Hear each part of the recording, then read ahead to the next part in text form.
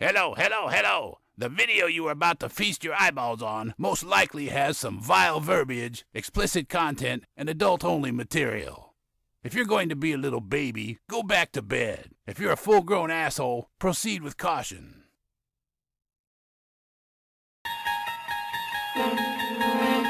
You unlock this video with key of the Open Bottle Society. Beyond it is another beer review.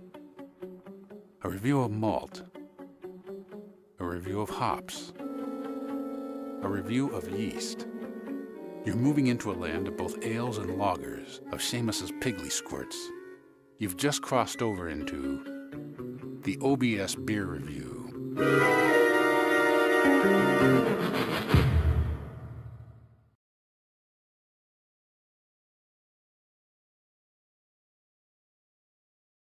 Hey guys for tuning in to the Open Bottle Society. My name is Key. I'm Frank. And today we're going to be doing a wonderful beer review for you guys here on Periscope. Bottle Squad, you guys rock. If you guys don't know who Bottle Squad is, it is our Perry family, but it's more than just a Perry family. They get together, we do charity work, all that wonderful stuff offline, not just online. So what beer are we doing for the Bottle Squad and the rest of the world? We're doing Oneida by Modern Times. It's Oneida. Well, you call it what you want. What would you call it? Oneida. Oneida. That sounds sexy.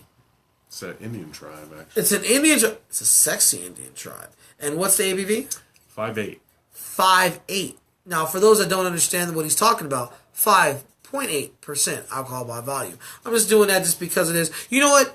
Could you want to open that one? Sure. Yeah, you go ahead and you pour. You know, I'm going to be nice with it. I'm going to be, thank you. I'm going to be nice with it. Absolutely. Wow, that looks nice.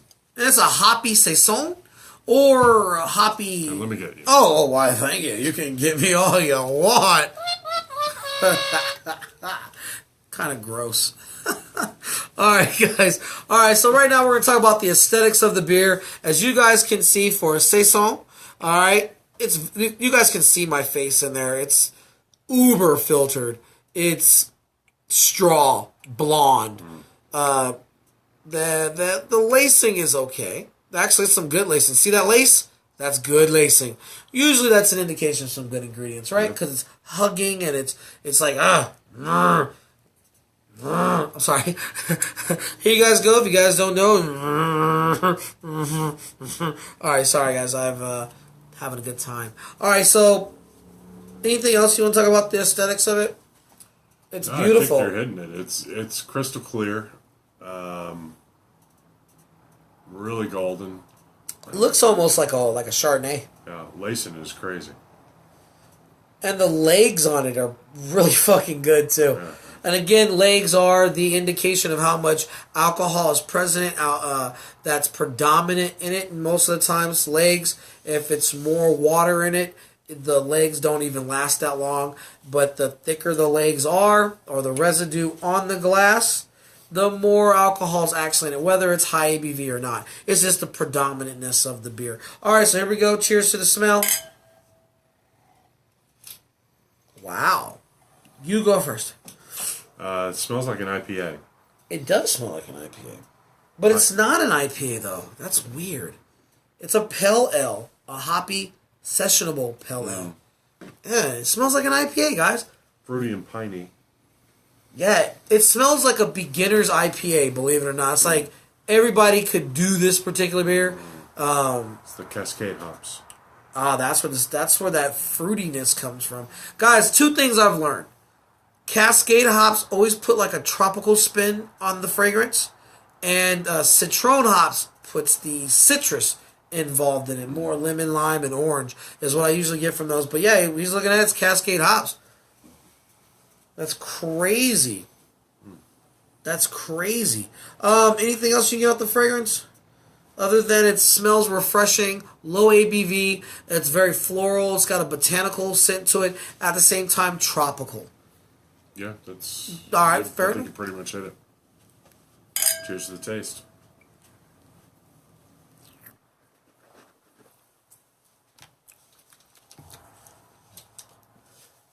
A little bitter. A little bitter at the beginning, then when you swallow it's a little floral, and then it becomes sweet. little caramel. It's got a caramel. You can taste the malts, okay? You can definitely taste malts. And then it dries you out, and then your spit mixes in with it, and then now you're refreshed from drinking your own spit. Now you're your own fucking juice maker. It's very dry. It's very dry for a pillow. Not as sweet as the fragrance puts off, and it's extreme. Wow, my shirt was like sucking that in. It was like, look at that. That's gross. Fuck. I'm funny, Bill. Holy shit. Y'all see that? That's a no. And then they laugh at you. Oh, that was gross. Oh, that was fucking frumpy. Like, but no, it's bitter and it's dry. For a pale ale, the smell's a lot sweeter than the actual beer, and at the same time, it's got some caramel notes, but more toasty. But what you got? Creamy finish, as much as I hate to say that. Sorry, guys. Y'all heard Eli? Eli's like, I got some cream for you. Almost cream ale on the back. Actually, yeah, it's creamy. It's weird, right?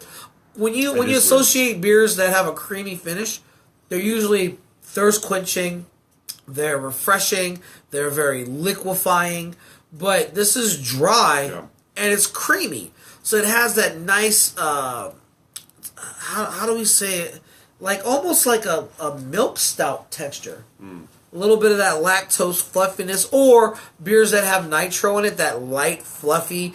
But that's only on the finish. Coming in, it tastes like an IPA, and then there's more on the back finish, which is crazy, right? Modern Times makes some really great beers, but for me, I'm getting everything in the back of the mouth, which is weird. Yeah. And that's the great part about doing beers, guys. You never know what you're going to get when you open it. You just don't. It just how it works with you and stuff like that. What you got? What else do you have for the taste, sir?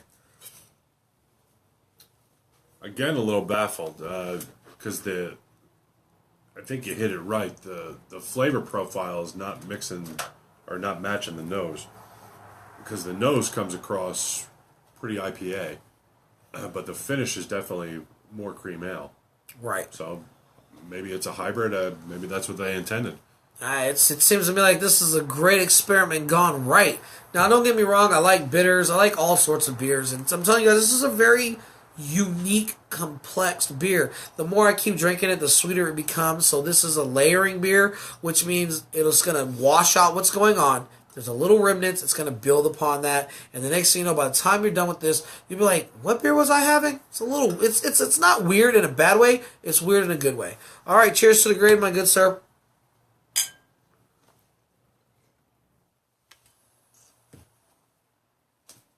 No, that's you. Oh, your mouth is full. Swallow. Yeah, swallow, cream finish, all that good stuff. We're talking about beer, not what you do during the day. You got this. Let's see. I think I would give this 3.6. Okay, and why? I think because it fooled me a little bit. I was expecting. Let me ask you a question. Like, when you talk about fools you, is it like a really bad children's clown fool you, or like an ice cream truck come on in, Uncle Bad Touch fool you? I would say neither of those key. Okay. These are questions. I think that it was presenting itself as an IPA, so I was expecting a little more overwhelming hoppiness.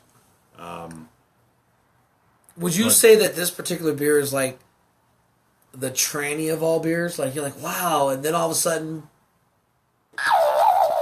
So it's like Caitlyn Jenner beer? I don't know. You tell me. You're saying it surprised you. I'm trying to get people to understand. Remember, we're a show full of assholes, so I'm trying to get something relatable. I'm sure a lot of soldier boys have had that happen to them, where you had a lady boy and you're like, oh, she looks good, and then you thought it was one thing and then it was another. You know what I'm saying? Those are all personal issues, and you should probably keep that to yourself. In any case, unless it's on Facebook, it's on Facebook, Periscope, and Twitter. Right. So. Continue, I'm sorry. I think I was expecting more IPA and got more cream ale, which I haven't had cream ale in ages, and it's not a bad thing. But Right. I think you're expecting one thing and you're getting something completely different. Understandable. What was your score again? You gave it a 3 what? 3.7, I believe. Nice. For me, guys, I'm going to go a little lower than him. I'm going to go ahead and rate this a 3.5. And the reason being is it's good. It's above average, but it's not that complex, to be honest. It's kind of, after a while, it's going to pretty much fall upon itself. Like, it's going to build, reach its peak, then drop. And you're going to go, wow, I'm glad I did that. And then you're going to move on to something else. It's got a great profile with the hops. Again, it kind of fools you a little bit, so that might be off-putting to a lot of people because it's like, I was expecting, then I tasted, it's like, I'm glad I did it. But again, Modern Times makes some really exceptional beers. And this one, unfortunately, like I always tell you guys, there's always that one beer that may not be as impressive as the next. But there's a lot of people who buy this because it's on the shelf, it's selling, and it is what it is. So please, go out there and get you some, all right? One more time, I'm going to put it right in your face. Oh, right in your face because he said it's creamy. Get that creamy finish. And I hope you guys enjoyed this wonderful beer review here on Periscope. Bottle Squad, we love you. Hey, beer is what we have in common. What's your beer story? Creamy finish. On the back end.